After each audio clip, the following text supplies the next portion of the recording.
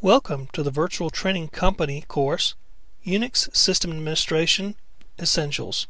Hello, I'm Bobby Rogers, and I'm going to be your guide throughout this course. What we're going to give you is a fundamental understanding of Unix system administration. Now, our focus during this course is going to be primarily hands-on demonstrations. We're probably going to try to avoid the fluff you see in other courses. In other words, we're not going to talk much about the history of Unix, how to install it, the background of different Unix commands, and so forth. We're not really going to cover that much. What we want to focus on, again, is hands-on with particular tools, utilities, tasks, functions, and so forth. How to do things in Unix. Essentials means, basically, for our purposes, no highly complex material.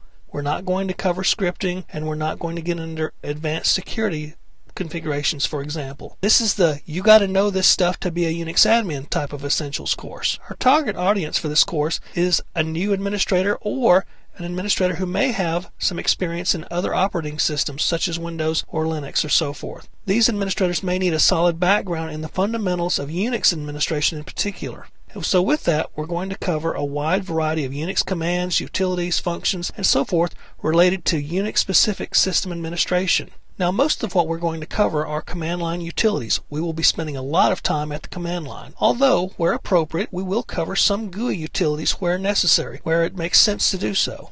Now, there's a big family of Unix-like operating systems such as Unix, Linux, Solaris, IRIX, and so forth. But what we want to cover is the core of all of those things, Unix system administration. Because if you understand Unix system administration, then you probably can understand Linux, Solaris, IRIX, and so forth, since they're all very similar and all, when you get down to it, really based upon Unix. So we're probably going to cover more Unix system administration than anything. Although, where appropriate, we will cover some Linux and Solaris as well, so that you can see when there are some significant differences how to do things. Since we're trying to stick primarily to Unix system administration, we're going to use the closest operating system today that's out there that's closest to pure System 5 Unix, and that's the Berkeley software distribution, or as it's sometimes called, BSD. Specifically, we'll be using the FreeBSD distribution, although there are others you can use. You can use OpenBSD and NetBSD, for example, but we're going to be using FreeBSD. It's freely downloadable from the internet, it's easy to install, and it gives you a really good solid background on pure Unix system administration. One good thing about Unix and Linux and Solaris and the other